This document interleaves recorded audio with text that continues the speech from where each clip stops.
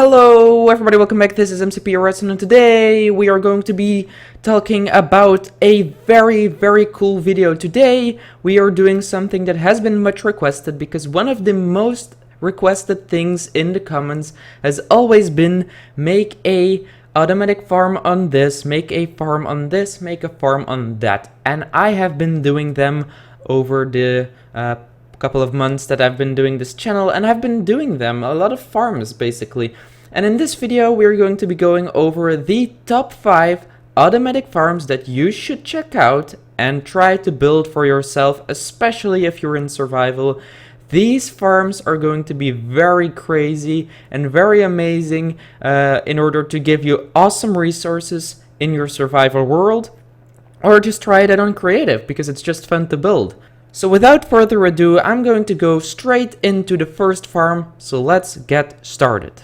Okay, so the first farm we have here is actually my wheat farm, and I just quickly want to say before we go into this one, I will not be going into which farm is better than the others, so these are just the top 5, or these are just 5 farms that you should totally try to check out and build. It's not like the last one I'm saying is the best one. This is not in any specific order whatsoever. I'm just showing you 5 amazing cool farms. So the wheat farm, let's get straight into that. I think this was the last farm I made a tutorial on out of all of these. So yeah. Of course, all the tutorials for all these farms will be in the descriptions, and you can just go click the links to the farms that you want to see. And yeah, so this wheat farm is pretty much very amazing because you can also use potatoes, carrots, and beets, I think they are called, on this farm. It is very simple. You just gotta move to the left and the right, and you just farm your crops right away. It's using a piston pushing system and just some bone meal that keeps being spammed, which is very cool. This is semi-automatic, of course, because you still need to walk around and bone meal the farmage up, but it's very amazing, very compact, and extremely efficient. So if you guys need some crops, such as wheat, carrots, or potatoes, go ahead, click the first link in the description. It's gonna bring you to a tutorial on this farm. Okay guys, so the next farm that I want to talk to you guys about is the sugarcane farm. Now this farm was, I already had this in my head right before the update was coming out, because I knew that the observer block was going to be added in the game, so I already was thinking about how I could use this in some amazing farms and things like that. So once the update came out, I think this was my very first video. I'm not too sure, at least it was my very first farm in the 0.15.0, I can be pretty sure of that. So this is a very amazing farm. It is fully automatic, so as long as it is in the loaded chunks, you're going to be getting an infinite amount of sugarcane, more than you'll ever need, especially if you build a big enough farm. And yeah, of course, the tutorial is in the description as well. I built this farm quite a lot already. I've built it on my server, I have built it in my Let's Build Redstone series, I've made a tutorial on it, and yeah, it's pretty much a very cool farm, very essential, especially if you are going for the bookcases for your enchanting table. This farm can be very useful for that, and for many other reasons as well. So, coming up to the next farm is one of my favorite ones, and that is the chicken farm. The reason why this one is so amazing is because, of course, you're gonna need a lot of food when you're in a survival map, and this one is perfect for it. Because this farm is going to allow you to just get an infinite amount of chickens. All you really need to do is get a couple of chickens inside a breeding chamber, pretty much, and then you can get as many chickens as you want just by breeding them. Those chickens will be laying eggs, which will be dumped into another area, and once those chickens grow up, the chickens that came out of the eggs, they will pretty much be destroyed by lava and instantly cooked as well, which is the most amazing part about this in my opinion.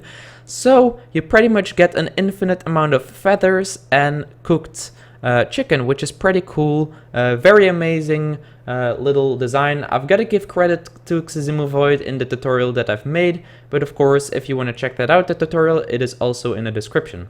Coming up to the next farm, this is the melon farm, and of course this is also a pumpkin farm because they are farmed in the exact same way, so you can use this for your pumpkins or your melons, whichever one you want to farm. And it is a very amazing thing because this one is also fully automatic. All you've got to do is build it, and once you've done that, you're pretty much gonna get an infinite amount of melons and pumpkins. More than you'll ever need, of course, because it's gonna it's gonna keep generating the crops at an infinite rate. So all it really does is pretty much, it uses the observer block as well. Once a melon grows, it is going to be detected by the observer block and being pushed out by a piston. That's the basic gist of this build, and the tutorial is down below. Okay guys, and now we are coming up to the last farm out of all of these, and this one is my favorite. If you need to build one farm in Minecraft Pocket Edition, in a server or in a survival world, this is the one. It is an iron golem farm. And why is this useful? Because if you kill an iron golem, it is going to drop iron, which is of course amazing because you need iron for tools, for armor, for buckets, for iron blocks, for rails, for a lot of things. Not everything, but a lot of things are going to be requiring iron. Now this is a very cool build. It is of course it's way easier to build in creative, and it's very fun to build it and just check it out how it works, and it's pretty cool to see that you can actually farm iron without having to go mining, which is pretty cool. However, in survival it's an even cooler project because it's not that easy to get villagers, which you need for this farm, and actually I'll use them and get them together in the area that you need them to. But once you've been able to build this farm, you're going to be extremely satisfied that you finally finished it. Basically, the way this works is iron golems spawn once they are in villages. Now, a village is detected by the amount of villagers that are in a region, so if you can make villagers breed in a certain area, you can actually make iron golems spawn, and if you build a farm in the right way, it is going to spawn in a way that you can kill the golem automatically, fully automatically as usual, and it is going to give you a fully automatic iron farm. Of course, it's also going to give you roses because they drop that as well, but I don't think you're going to need that many roses, but you get them anyway.